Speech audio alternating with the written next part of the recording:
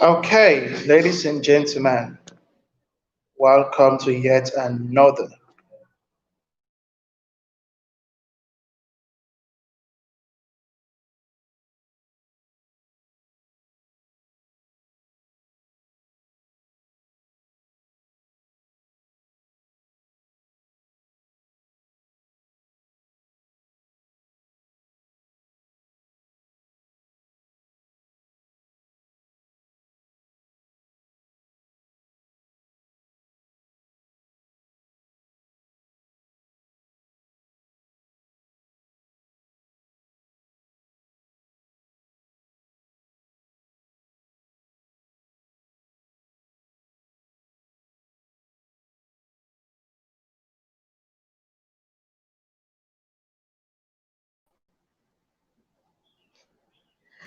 Hello. Okay, so I think that we have a little bit of technical issues on Augustine end, who is going to be the one moderating the section. So while we're waiting for him, I want you to drop the comments that you are ready for the section today. So I'm just going to be stepping in for Augustine for a few minutes. I just want you to I just want to be sure that you're live and you're joining us. Let me see the comments rolling that you are ready for the section today. It's been such an amazing boot camp for the past 3 days. And trust me, I have learned a whole lot, and I'm certain that you have learned a lot as well. And this section will not be any different. In fact, I'm so looking forward to this section because a lot of persons have been asking questions about, getting employed, about smashing their interviews. And today we have an expert who is going to be doing all of that for us. So I'm just going to be waiting for you. Drop the comments that you are ready. Sabi gang, you know the way we do it. So I need to feel that you are ready for the section today. I want to feel that you're ready for the section today. Okay, I can see the comments. Yes, we are. Augustine, are you ready to take over? Yes, I am ready. Augustine, is you okay at your Okay. end? Yes, Amazing. very okay. Claire. Okay, Savvy Gang, welcome to yet another amazing time. We have been taking lots of Savvy Queen. We have been taking lots of Subcross. For those of us who had Sugar Rush and different things, we have learned a lot from the best of the best. And we are graced with the presence of yet another amazing personality, somebody I respect so much, somebody I admire so much, somebody that is who is loaded with a lot of value, a lot of nuggets, a lot, every dose. What we're going to have tonight to wrap up today's session is going to be overdose. It's going to be over sabi. Yeah. So I would be shortly. I would be welcoming our speaker, our facilitator, to take over. Yes, I can see the comments. You are really into sabi. Barnabas is saying, yes, I'm fully ready. Barnabas, I am more ready than you are. I am more ready than you are. Esther is saying, my sabi people. Oh, we're going to have fun. Ladies and gentlemen, our speaker for this evening has over 3 decade experience traversing both technical and support entities and pioneering most in the oil and gas sector. He has been active as an oil and gas sector worker for over 3 decades. That's over 30 years. Our speaker for tonight is a trained recruiter with excellent proficiency in profiling, in testing, and selecting candidates, and also engaging some. So this is somebody who has seen a lot of job applicants. He has sat one-on-one on review and interview panels, and he knows the in and the out. He knows everything. He knows everything when it comes to interviews, when it comes to selection process, when it comes to finally getting your employment letters or acceptance letters or what have you. Ladies and gentlemen, I would like you to give a soft round of applause. And when I mean a soft round of applause, I mean, I mean clapping emojis. Are we ready? As I make welcome Mr. Azu Azuike, who will be taking us on interview essentials. To have you, sir. You're welcome. Thank you very much, Augustine. It's really a privilege to be here, and I actually see a whole lot of the comments coming in. So it's actually my privilege to be with you, ladies and gentlemen. My name is Azu Azuike, like Augustine have said. I have been around for quite a while. I have seen a whole lot of certificates and and applications. That's what we want to talk about this evening. Just as a matter of introduction, I have an engineering background. I hold a Bachelor's of Engineering in Electrical Electronics and Master's. I also hold a professional doctorate. I'm a fellow of the Institute of Corporate and Public Administrators, and I am a trained recruiter. That is what I think will be of interest to you today. I have that proficiency. I have seen a whole lot of applications. I have screened a whole lot of them in the past 15 to 20 years. And it's really my pleasure to be with you here to look at the insights of the interview arena. I would have loved to know who are around listening to me, but of course we are virtual. I would like a sort of introduction for yourselves to use this period to note the one thing or two that you would like to take away from this session. At the end, if we have the time, or if you now send them in as questions, if we are not very clear, we can go into some specifics. I hope that would be okay. So I will be sharing my slides, and let me go to slide mode so that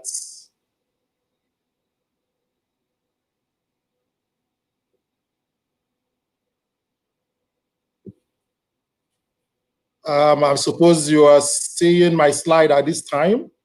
Augustine, please confirm that I'm up.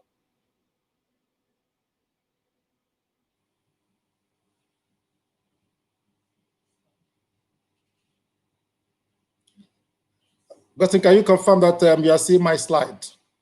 Yes, sir. Yes, sir. We can. Okay. Yes, I can see your slides very clear. Beautiful, beautiful. Okay, so here we go. My background is Total. This is one of the things we in Total want to do, give back. And I want to say that there's a quote I love. And that quote says, to find yourself, you have to think for yourself. My target this evening is to help you to reason through how you can navigate that interview environment. And I have just 45 minutes. So we will go through very quickly so that we will have some time for interactions at the end. We will look at the interview expectations. I've just done the introduction. And then we will look at just 5 essentials of interview success, I call them. And there are many woven here and there, but I try to sum them into these 5 modes. An interview could be a panel, which is really the standard. It could be one-on-one. It could also be virtual, just like today we are having this discussion online. So interview can actually even be, that salesman who is trying to sell ice to the Eskimos, like the saying goes. Yeah. So when you are engaged with somebody trying to find out from you, or you trying to impress on some information across to somebody, it is an interview of sorts. First, let's look at the interview expectations. What are your expectations when you go for that interview? Is it a war or a jojo? We expect that you will be, of course, apprehensive in a way because you want to succeed. But really, what are the expectations of an interview? What does an interview really demand?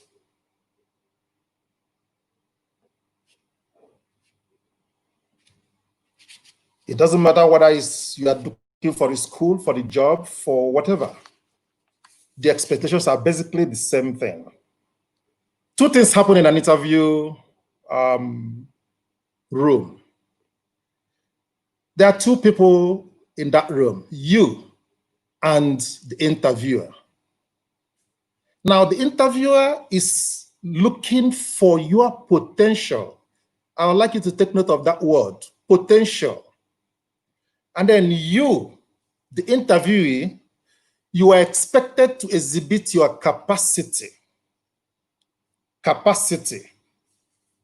Now, if your capacity is not well exhibited, your potential will not be revealed. Everybody has a potential. Everybody has a potential.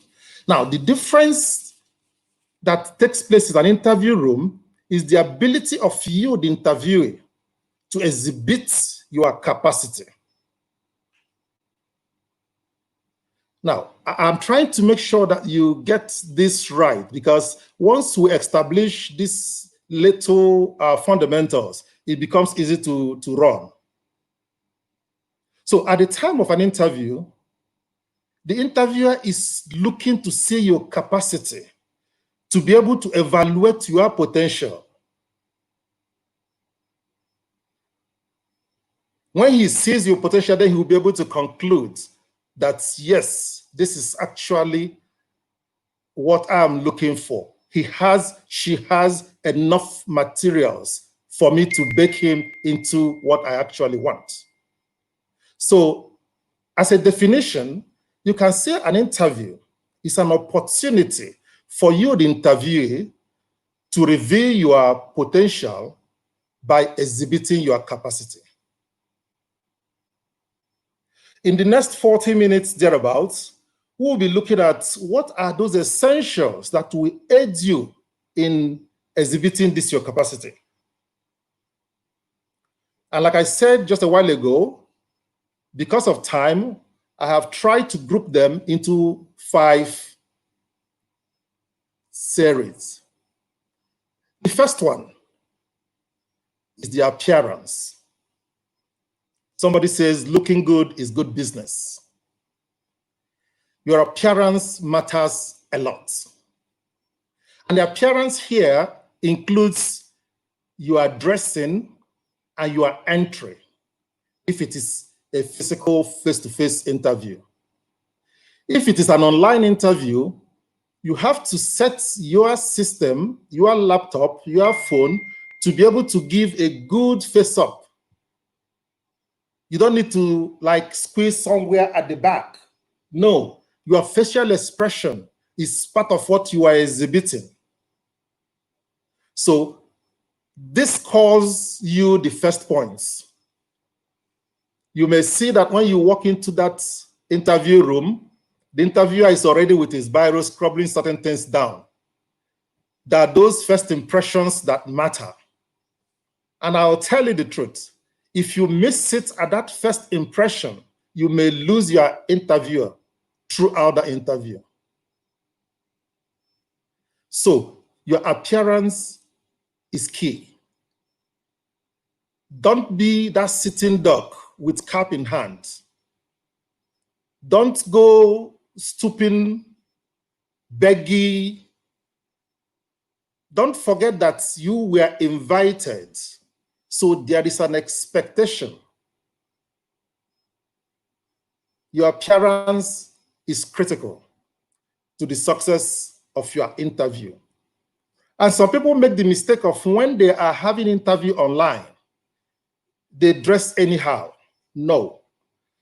You are going to dress as if you are going to have a face-to-face, even when it's online.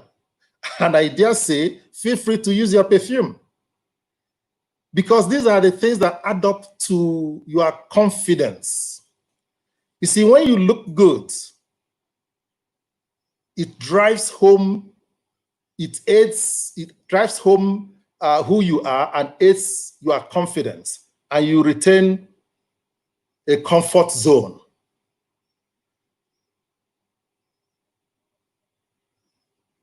And of course, when you approach that interview panel, as if it's a face-to-face, walk with your head high, walk to a definitely a designated environment. You will see it once you come in. Some environments are staged so as to see what you do when you open that door and walk into that room. So when you open that door and walk into that room, take a look around and walk to the seats that you know have been designated for you. Appearance. That is the first one. Like I said, as we go down during interaction, if there are specifics, I will be very happy and eager to go into them.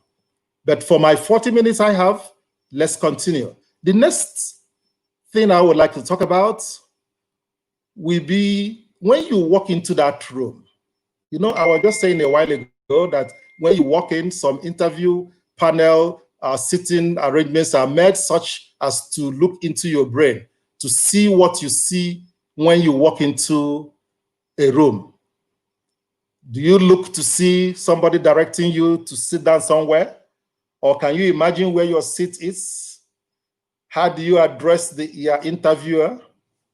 How do you set yourself down? So you have to be situationally aware. If you are doing an online interview, you have that privilege of setting yourself up, but you need to be there on time. You need to be there well indeed before time, so that once your interviewer is ready, you are ready. That's not the time to start adjusting your camera. No, you should be ready before then. You should have to know a little bit about your interview. You know, if it's a job, for instance, what job are you going to do? Have a little information about that job. I sat through this interview sometime in March, and this young chap walked in. We were interviewing, we are looking for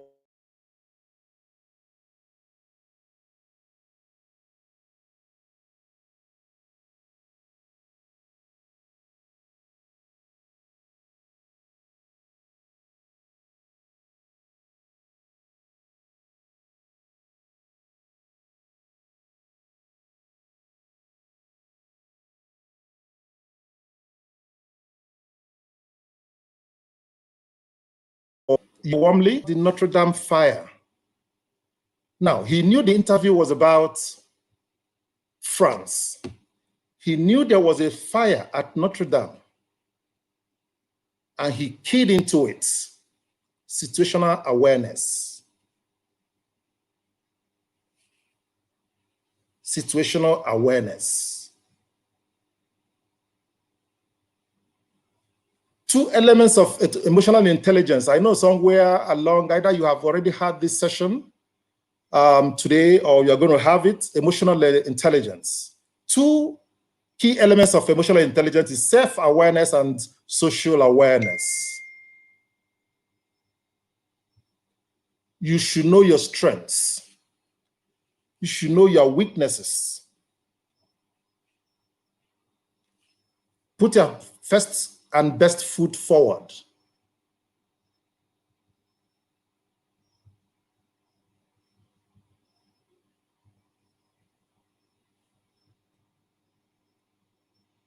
Sorry, I'm checking my slides to be sure that I am still up.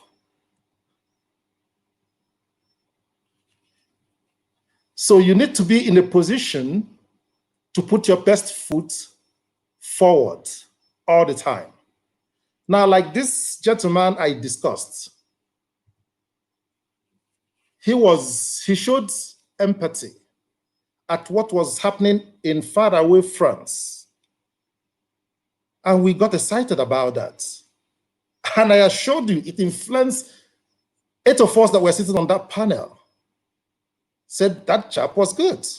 Incidentally, all 8 of us commented on that because ironically, he was the only person that did show emotional awareness. He knew what was happening at his time.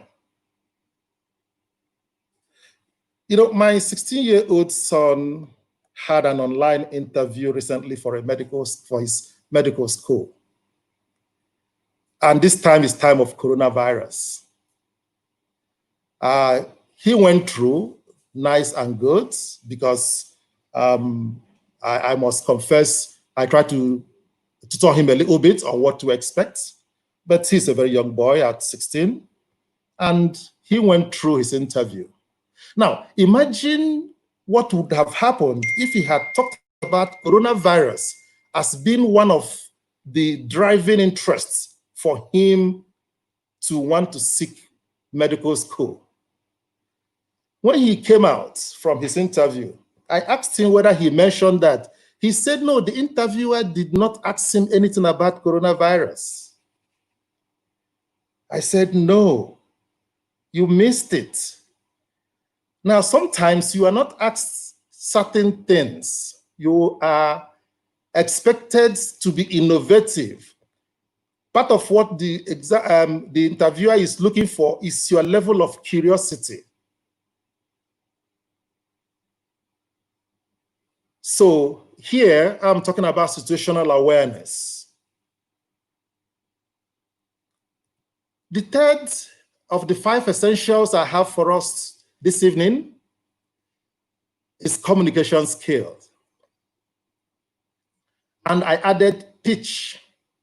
Now, communication skill is very important, but you are pitching, your voice level is what actually brings out your communication skill. So, the first thing I will say here will be that your voice is critical. Your voice is critical. So when you have made your entrance with your good appearance, when you had walked in literally majestically, because don't forget that you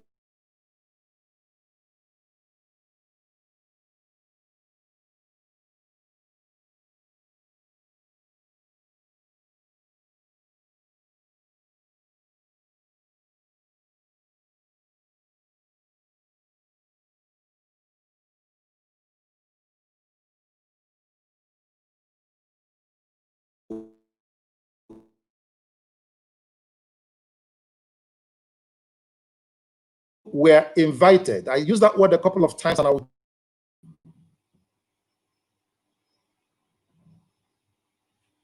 Do you have listening skills? Now, it's very critical here. Let me try to emphasize this. Beyond your part of what I could even classify as situational awareness is your listening skill. You need to be able to listen properly. Nothing is as horrible during an interview as you, the interviewee, swearing off and answering what we normally call off points, just because you didn't hear the question. Sometimes your interviewer may let you waste your energy, but I can tell you within him or her, he's not very pleased with you. So the key here is do not ever interrupt your interviewer when he's posing the question. As a matter of fact, periodically, particularly when you are not sure that you got the question right, ask your interviewer to repeat the question. And that's really a trick. It helps you to take that extra 5 seconds, 10 seconds to arrange your thoughts by asking for a repeat of a question. So your voice is very critical. You need to have that listening skill, and do not mind asking your interviewer to repeat his question, particularly when you're trying to find out where you're thinking in your brain what to do, how to manage the question, like you're not very sure. So you're battling in your head. Save yourself an extra 10 seconds by asking your interviewer to repeat himself. In repeating himself, most of the time, he uses another sentence that points more directly to what his question is. And there you can now tackle the question. Now, as regards pitching, you need to be conscious of your environment. Are you in a hall, a big hall, in a small room? Are you online? Your voice must be clear. You must ensure that you are heard. Speak up and speak out. You know, being heard is not the same thing as being audible. Somebody may hear you, but you were really not audible. So please, I will say, ensure that you are heard and ensure that you are audible. Now, when you are audible is when you are communicating, when you are understood, when you have put your points in perspective. I will go to the fourth essential, and that I called visibility. What does it mean? Visibility. Now, I said earlier on that you need to dress properly. Now, I am saying that beyond dressing properly, you need to occupy your space. And now that comes from two parts: dressing properly and speaking properly. Expressing yourself with an assurance, with comfort, with confidence. So occupy your space, establish your presence. Don't let your interviewers be asking you, yes, can you say that again? What do you mean by this? So engage your interviewer. Don't forget, I mentioned your pitch. So don't let yourself be drawn into the question of what did you say? How did you say? No, the interviewer has these more important questions to ask you and not to be asking you to repeat yourself. Some interviewers get tuned off when they cannot reach you, when they cannot feel you. So you need to be visible. And like I said, being visible is in your expression, is in your dressing, is in your engagement.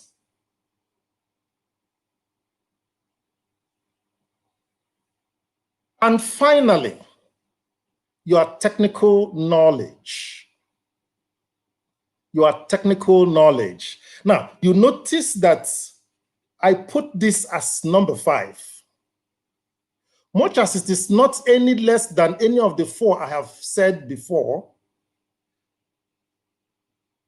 but your technical knowledge has value only if these first 4 have been deployed effectively. Note one thing, I said it at the beginning. You were invited. I said that repeatedly, if you remember. Now, you were invited and there is an expectation from your interviewer. You are invited because your interview already know that you are good enough. Now, being good enough is not really being good. He wants you to be good, not good enough. But your application, your CV, your resume that you have submitted is good enough for the space, for the job you are looking for the school you are looking for the sales you want to make. But no, your interviewer is looking for the person that is good, absolutely good, not good enough. So you will need to have all the previous 4 essentials before your technical knowledge will break through. And of course, the first and perhaps the key point here of breaking forth your technical knowledge is your communication skills. You may have an information in your head, but if you don't communicate it, remember the story of potential and capacity. You must exhibit your capacity. And part of the ways of exhibiting your capacity is by communicating it. So you must be able to show your interviewer that you are the person who he or she is looking for. You should be able to establish your technical knowledge. Now, you can't do that if, of course, also your pitch is not good. Again, you see why I said that all the previous 4 elements count for your technical knowledge. Because you now deploy your pitch, you have to put your voice at that right level to engage your interviewer. And know one thing about your technical knowledge. When a question is popped to you, a technical question particularly, now be careful not to repeat yourself. When you go around the same information round and round, it indicates one thing to your interviewer, that that is the only thing that you know, that you have exhausted your tank.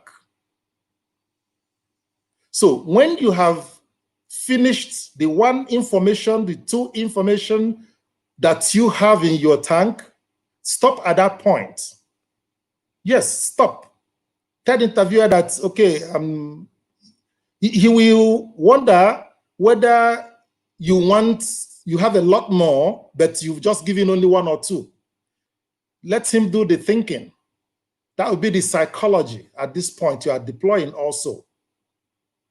If he wants you to give out more, then he will press on it. And if you do not have more, now be careful at this point.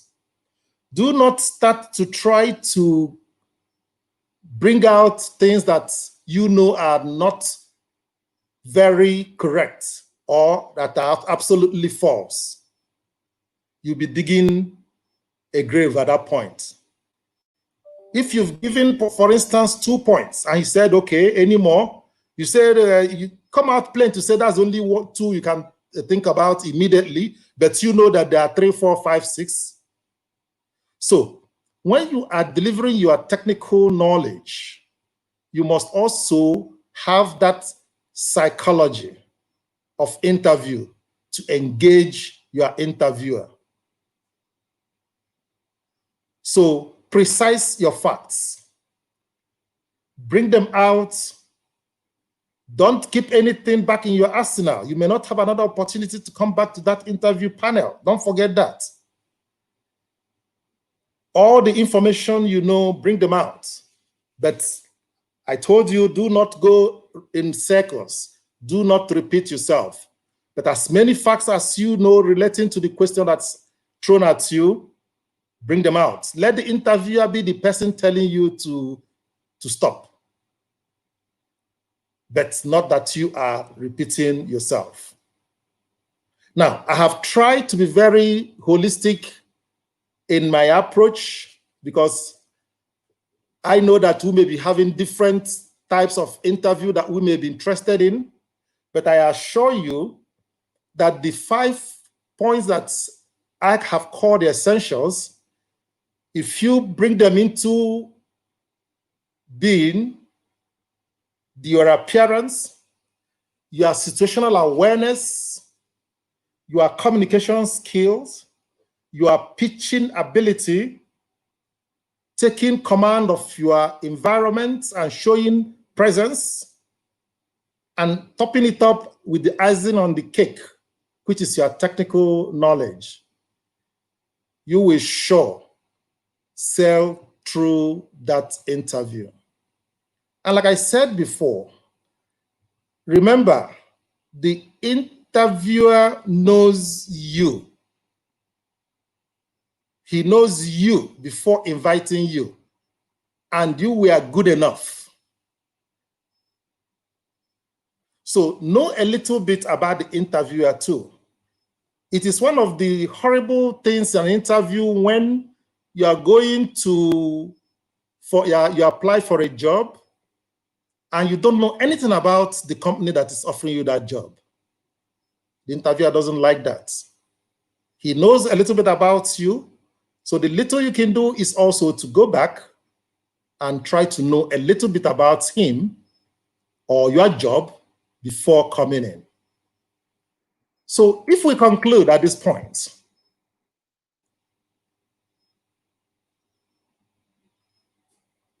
the interview is just for your interviewer to take a decision, to make a choice. And all the interviewer is asking you is to help him, to help her to make that decision, to move you from being good enough to being good. So essentially, therefore,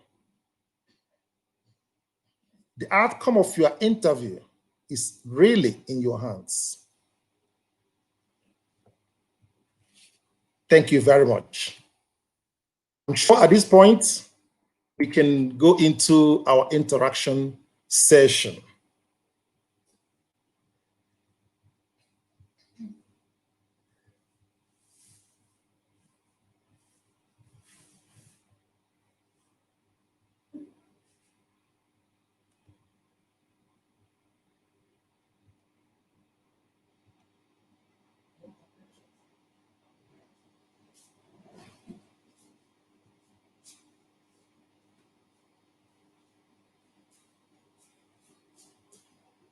Hello, moderator, are you hearing me?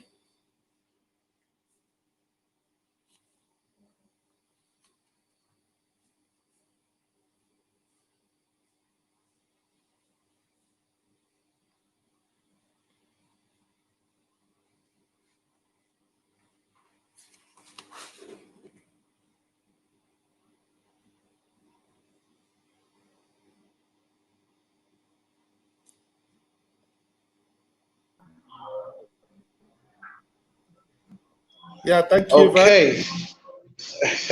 Thank you so much, sir. There are a lot of questions coming in now, and I'll be taking a few of them because we have much time. We don't really have much time. Thank you so much, sir, for the insight. We have learned a lot, a lot, a lot, and a lot. Okay, I'll be taking a few questions now. Uh, okay, please keep questions coming. Keep your questions coming. I will see how far we can go. Okay, so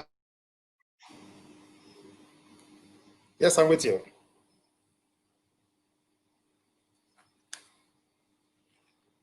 I can see a question from Temi. Are you moderating them or do you want me to take them on?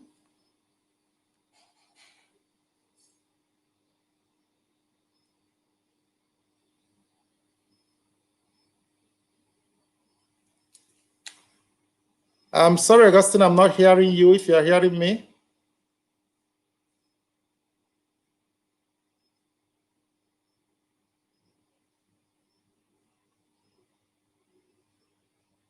Augustine, if you're hearing me, I didn't hear what you are saying. Can you repeat, please? I can hear you now. I hope you can hear me too. Okay, yes, you're back. Please go ahead. Okay, thank you so much. Okay, Temi Dayo is saying, how do you engage your interviewers?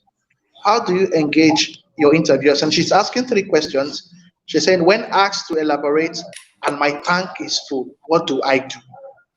When asked to elaborate, probably you've given your 2 cents and the interviewer wants more from you. What else do you have to say? And the third question is, am I supposed to sit before I am asked to? Am I supposed to sit before I am asked to? Yeah. Okay. Very, very up questions, I must say, from Temi. That's wonderful. I will start with the third question because I think it's one question that we've had most of interviewees get confused with. I said you should have presence, remember? And I said you should walk in with poise. Now, when you walk in, there is always a seat that is already made for you. Now, about 10 years ago, thereabouts, there was an unwritten rule that when you come into an interview room, you should keep standing until you are asked to sit down. That was 10, 12, 15 years back. Now, the young generation, you guys are making the rules these days, and it's been very dynamic. A lot of things are becoming quite intrinsic. Just like your CVs, you know, before, the longer your CV, it is adduced as the better.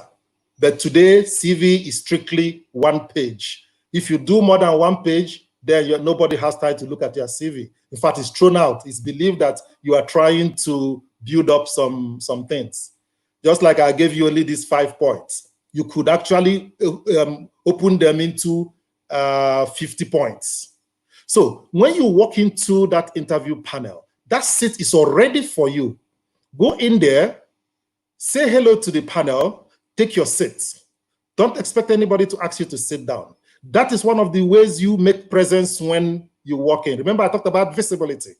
That is how you capture the attention of your interviewers. You walk in, you say hello to them, and you take your seat. And that shows that, hey, I'm ready, I'm good, fire on, I came here ready for you with my tank full. And that's your second question.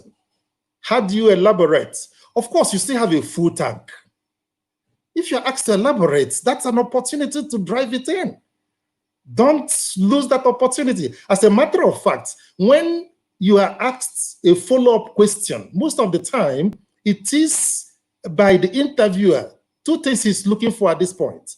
Number 1 is to know whether you really have a full tank. Number 2, and take it from me, is to help you to bring out that keyword he's looking for, because every interview have a keyword. So when you are asked to elaborate, please take the advantage. Roll out as many more. Let the interviewer be the person asking you to stop. And that takes me to the first question. How do you engage your interviewers? I will try not to be abstract here, but I use the word keyword a little bit. Now, when you are on an interview panel, depending on the questions that are coming, depending on what the interview is about, there are keywords that will make the interviewer's head turn to your direction. Make sure you use those keywords. You can be describing an aeroplane, and then you are talking about a kitchen. Somebody expects to hear something like a tarmac. Somebody expects to hear something like an airport when you are describing something relating to an aeroplane. So those are the things, and those are the ways you can engage your interviewers, using the keywords of the interview. I hope that should be clear enough. Thank you very much, Timmy. Yes, indeed. Yes, indeed, sir. Thank you so much. Okay, we'll take a few more questions. We'll take a few more questions. Please keep the questions coming. Okay, somebody is saying, do I initiate a handshake? Do I initiate a handshake at an interview? Do I initiate a handshake if I'm walking into the interview room? Is it necessary?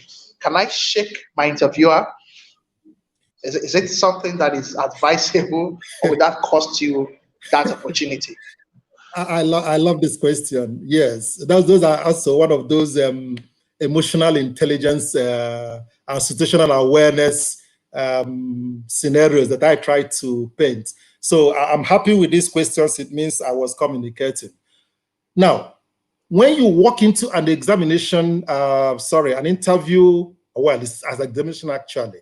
when you walk into that interview panel, the answer will be no, capital N-O. Do not try to have any form of contact apart from eye contact with your interviewers upon arrival. Now, when you have finished your interview, when you are done with your interview and you are now excused, feel free. Most exam interviews will ask you for your own questions, for instance, or go into some other spheres of discussions, like a wrap-up session, and then you will be disengaged. At that point, yes, feel free to know who are on the panel for your information. You can walk out by walking to them and having a handshake. You can do that. But do not do that when you are entering. It is a no-no. But at exit, yes, you can engage them very personally at that point. Another good question. Thank you very much. Thank you. Thank you so much. There's a question I've seen, and I think sometime last year we had an assembly at Abuja for the Mandela Washington Fellowship Association, Alumni Association of Nigeria. And somebody was saying something like this, and I'm seeing a question.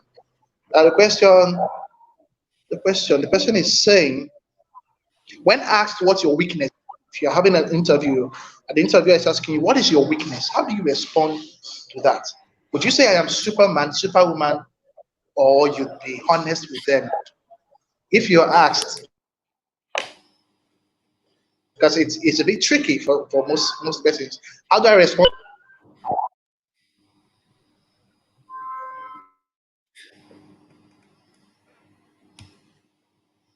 Okay, I think I lost you, but I think I get the essence of your question. The question about weaknesses. Now, that question is the best question that you can be asked in an interview question, on an interview panel. No, it's not tricky.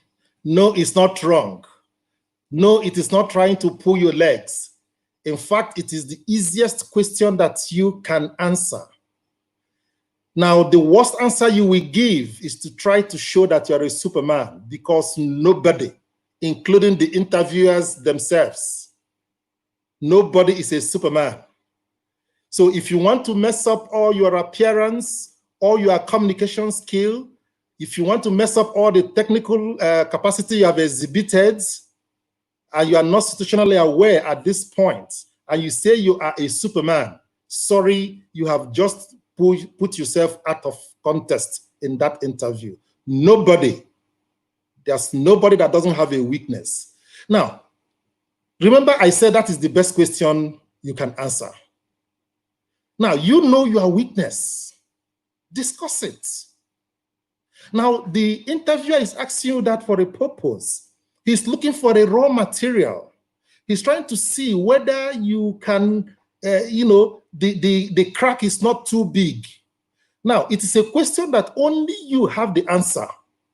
The interviewer does not have any idea what your weaknesses are. So pick a good weakness. A weakness that is called good weakness. So pick a weakness that is actually positive. And what do I mean by that? Now, you pick a weakness and say you are working on it, and say the things about that weakness that you have done and that you are improving upon.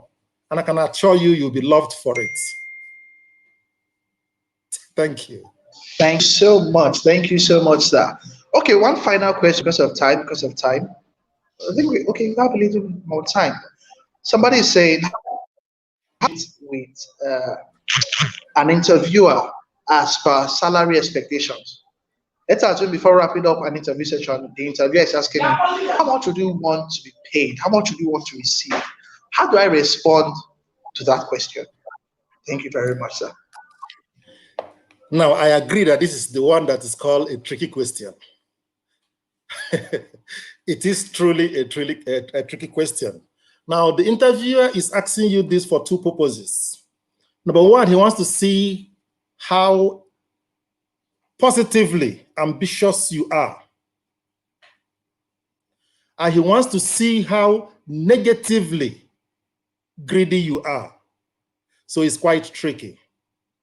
So you need to, the best thing is to do a middle level.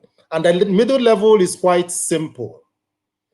The first one is that your position, assuming it's a job, of course, that's where there should be salary. That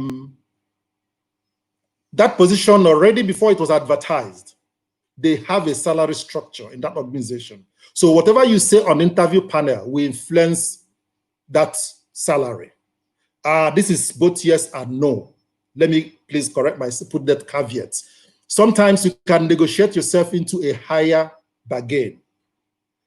However, whatever higher or lower it is, it's going to be around the already set value they have put on the job that you are coming to do for them. Because every job has a value. So when now you are asked the question, my suggestion will be that you start first by saying, one, if you are working before, give an honest position of what you are earning. Now, give an honest position of what will make you move from your current job. For instance, I am working in an organization. I am earning 50,000 naira, and I don't know what this new job is. So I'm asked, how much do I want to take? I say, okay, I'm earning 100,000 naira, 50,000 naira now. I am good with it. I am happy in the place I'm working, even if you're not very happy, by the way. I am happy where I'm working. I have spent 5 years. I have spent 1 year. I will want to build a career here. So if you want me, then you need to place money on my head. So I need ×2 of what I'm earning now, which means give me 100.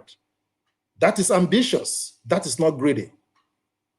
Now, if you are not working, now say you're a young man and you will take what it takes to start.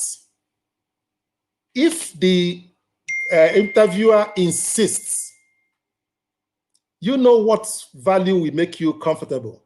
And by the way, at this point, he's not insisting. So he knows that whatever figure you are bringing on board is just coming from you are on top of your head at that point. So you can push in any figure. And when you push it on with a laughter. So give me 1 million, I don't mind. But you put a caveat instantly that you will take what the job already values itself. It's a tricky question, I must agree with you. But I hope I've been able to scratch it on the surface.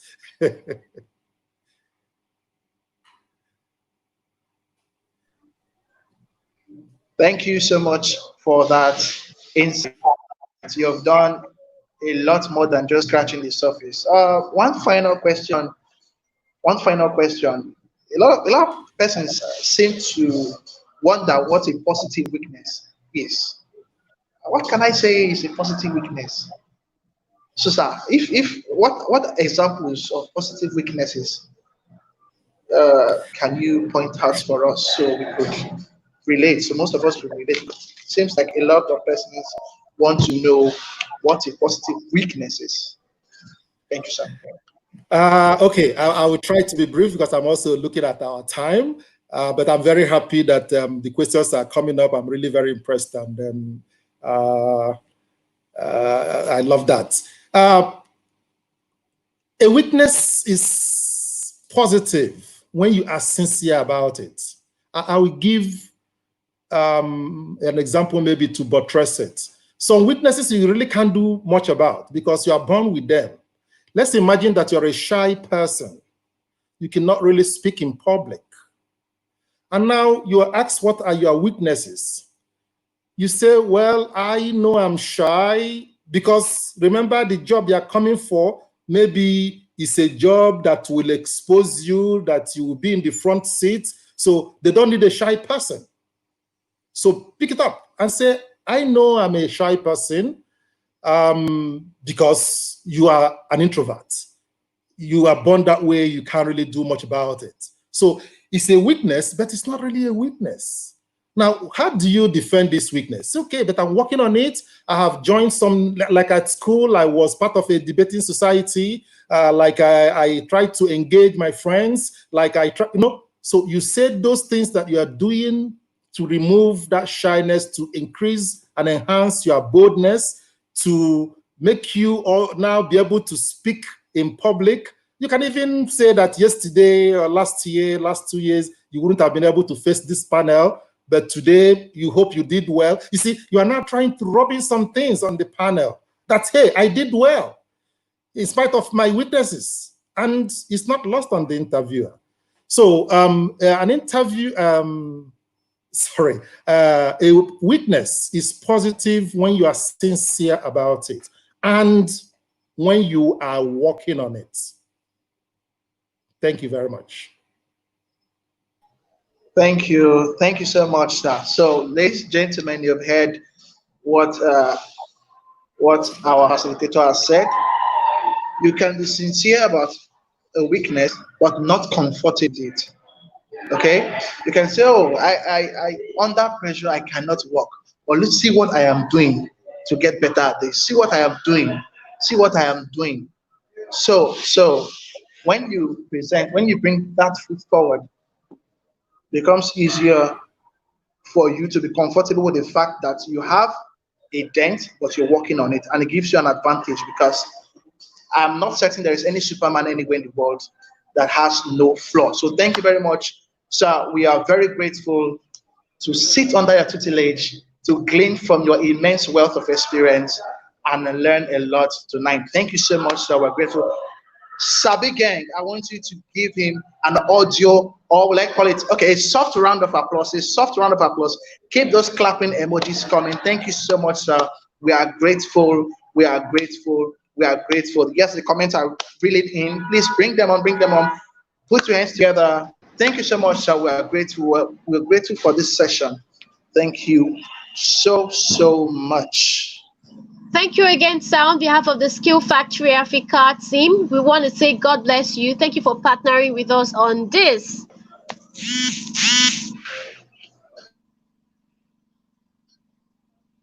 Okay, guys, so it's a wrap. Thank you so much for staying with us too. I'm sure that you've learned a whole lot. A lot actually has gone into making this happen. And so you don't have to say, oh, I'm done with my section. We just got started. So more information will be posted on the Telegram group. Ensure you do not miss out on it. So we're going to be ending this section right now. Thank you so much for staying still. We might make this section give you a replay to it, so you can take your time tomorrow and watch it, because I mean, for us, it's not just about gathering people, it's about really ensuring and being able to measure the impact that we've made for the past few days. And thank you, Augustine. Please do well to follow Augustine on social media. Follow all our moderators so far and celebrate everyone. You can follow me as well, Victoria Wanna. Follow me. Let's show ourselves love. We are the Sabi Gang. See you all. God bless you. See you in the Telegram channel, please.